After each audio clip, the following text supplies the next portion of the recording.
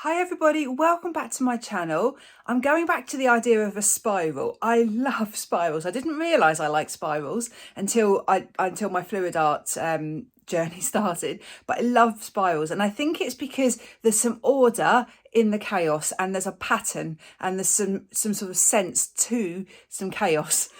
So I'm going to do a spiral, and you may remember months ago I used to make some blooms using my Dutch pour paint. So nothing's fancy with the recipe, just Dutch pour consistency paint with some Australian floetrol to make some cell activator.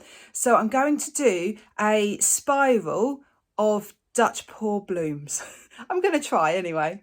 So let me show you the colours I've chosen. I'm going to use iridescent blue-green by Pebeo, iridescent violet blue by Pebeo. I've got Amsterdam greenish blue, Amsterdam, I think it's Caput Morton violet. I've mixed my own yellow, but it's very similar to the really soft yellow by Amsterdam called Naples yellow. It's very similar, but I'd run out, so I've mixed my own. And then I've got a bit of Montmartre gold, but it is also mixed with a bit of white because the colour was just a bit too intense, so I've sort of dampened it down just a little bit. Right, here is my canvas, so 50 centimetre square. Let me explain. I have drawn on the spiral with a pencil, but what I want to do is cover my canvas in white paint, but I want to still be able to see that spiral. So I've made some little barriers with frog tape. So you can see I've stuck a little bit of the edge of the frog tape down, and this bit has folded over itself, and then I've just cut it with some scissors to get it low to the canvas. So I'm hoping when I put the paint on, I can blow the paint over the canvas with my hairdryer, but this will you'll still be able to see this. I've done it before and it's worked reasonably well. So the idea is that I can just cover this base but still see the outline of my stencil. First thing to do then is to cover the base. So this is my Dutch pour recipe, so it's flood floetrol paint and water, and I'll put the recipe in the description of the video. So this is mixed with white Montmartre paint, this is.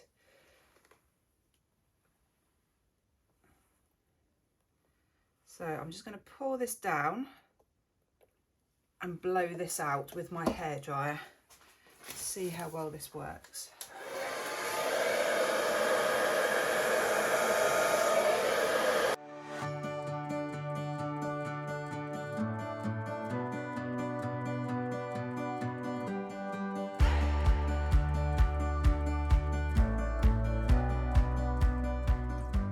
So I spent quite a while blowing that around because I didn't want too much paint on the canvas. So as you can imagine, the paint was pooling and collecting within these barriers of tape as I'm pushing it outwards. So I've really quite thoroughly and meticulously blown around the whole canvas to try and get it as even as possible. Right, let's start the blooms. So can you see, I want to show you the bit which is going to be coloured and which is going to be white now. So where it points here, that is going to be blooms. So if you can imagine, the blooms are going to come around here in a line or in a band that is getting wider and wider. It's going to come all the way around here.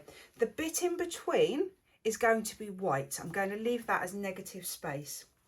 Now the colours I've got, 6 colours is too many for a bloom. So I've got a couple of options. Either I can split them into 2 groups, or I can just randomly put them on. I'm not really sure yet what I'd like to do. I think I'm going to have 2 different groups of paints to alternate the flowers. So in each group I've got one of the 2 really dark colours, the really dark violet or the dark greenish blue, and then the lighter version, and then a yellow or a gold. So I've got a pink, a turquoise and a yellowy gold colour in each flower, in each bloom, but they'll all be just slightly different. I'd like to finish, I'm going to put the iridescent one down first, then the yellowy gold, and then the dark colour on top. So I'm going to make lots of little puddles. Now it's going to be trickiest. In fact, I'm going to leave the centre, leave that bit there until a little bit later. because that's going to be the most difficult bit to do, where it has to be really precise. So I am just going to make lots of puddles. Let's just check I've got the spacing right here.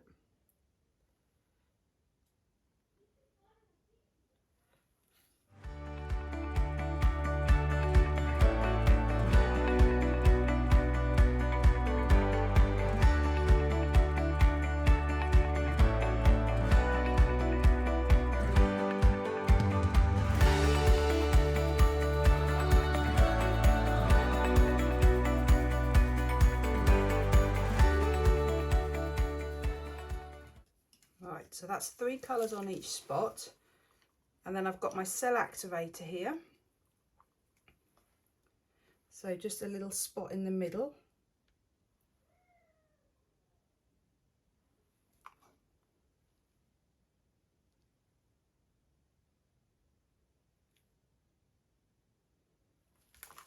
Let's just try these ones first. So when I'm going to blow on these now, and I'm going to try and blow on them in at least 4 different directions.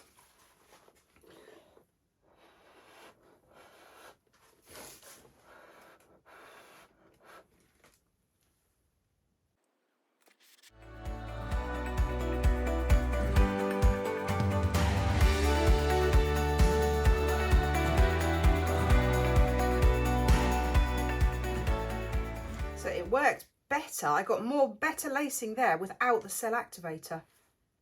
I wonder why. Okay, I'm going to take up the paint that's on here.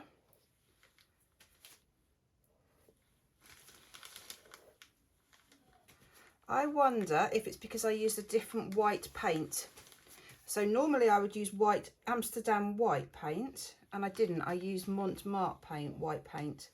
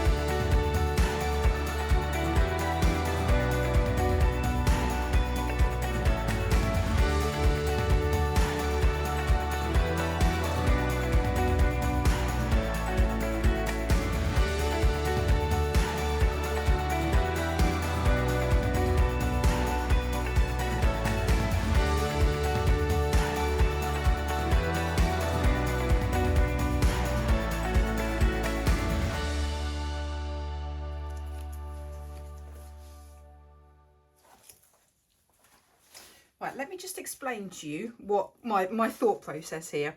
So I'm happy in principle, I've got my spiral, but I want really solid block of colour. I don't want to see all these little gaps of white. So I could continue blowing around the flowers that are there, but I can see the texture of the canvas underneath. So I don't think I've got enough paint. So that's why I've added lots more little puddles of paint.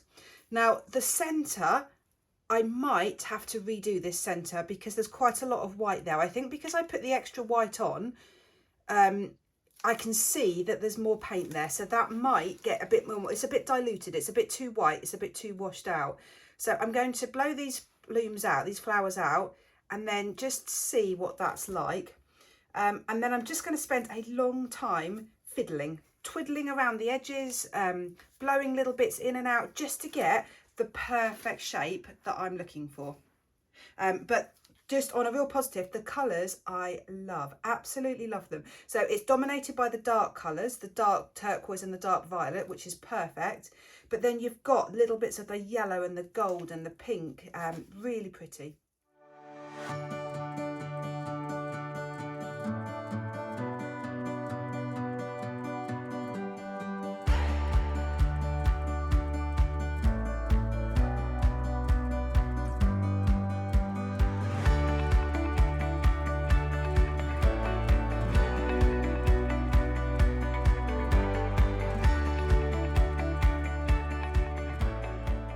That took me ages, but I loved it. I just love being able to move the paint around, to manipulate it, to get it to where I want it. And I am so happy with the result. Absolutely love it. I think I might need to do a little bit of extra shading when it's dry, because the centre here is really pale. And as I said, that was because where it was, I had lots of white, so it's a bit more diluted. So just to make it balance.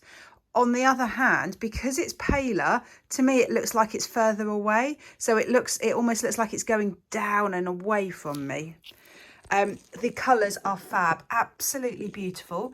I added extra blooms. I've put in lots of little tiny swirls because it pulls all the paint together, and it just gives, I think, it just gives that much more solid effect of the spiral.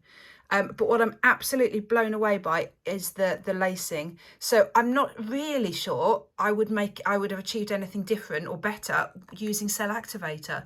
So I think it just proves you don't need cell activator to create some lacing or a kind of bloom effect.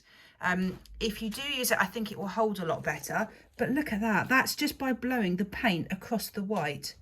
Now, I do use mark paint, and I do find that that is quite reactive, and it does create quite a lot of nice effects. So it could be the brand of paint I've used. It could be that there's floetrol in it, or it could just be the technique. So I've learned a lot from this. I have learned that I don't actually think you need cell activator to create this sort of effect. So I am so happy, so relieved it's worked. It's taken ages. You can see it's all bumpy at the moment, but that doesn't matter. That will, as that dries, it will just dry completely flat. It's going to darken a little bit, and I think that would be a good thing, actually. I just hope the precise point there, spiral there, really holds. If it doesn't, I will use a little bit of white just to cover up any bits that I'm not as happy with. But yeah, so happy. So here's the dry result. I love it. So happy with it. So happy. I have done a little bit of shading right in the centre here, because if you remember, it was really pale and washed out there because the concentration of white was much higher. So I've just done a little bit of shading, and it's obvious to me where I've done it, but I'm hoping it does hopefully just blends in nicely. Love the depth of colour. It's dried nice and dark, so the pink and the green, really pretty. So the details are just gorgeous. I love that yellow. Really happy I included the yellow and the paler pink, because you just get little bits of it scattered throughout. It just breaks up the darker colour. You can see the gold, but not quite as much. It's not quite as striking, the gold. I've got the corners sorted. Oh, I said that would dry totally flat. You can see it hasn't actually. You can see a slight ridge on here. So I'm slightly disappointed. It's only very subtle, but slightly disappointed with that. And you can see there, it's not completely flat. So lesson learned there, to try and just smooth it out while it's still wet. Maybe it's down to the consistency. If it was a bit thinner, maybe it would have dried flat. Still, that's probably my favourite little cluster of lacing there. And really happy with how sharp that tip came out, that point. Really happy with it. I think I'm going to do another one of these, but with different colours. In fact, let me know what colours would work. Do you think would work well with this? I'd love to have some ideas, some recommendations of colour schemes. Great. If you like it, please do hit the thumbs up button. Thanks for watching.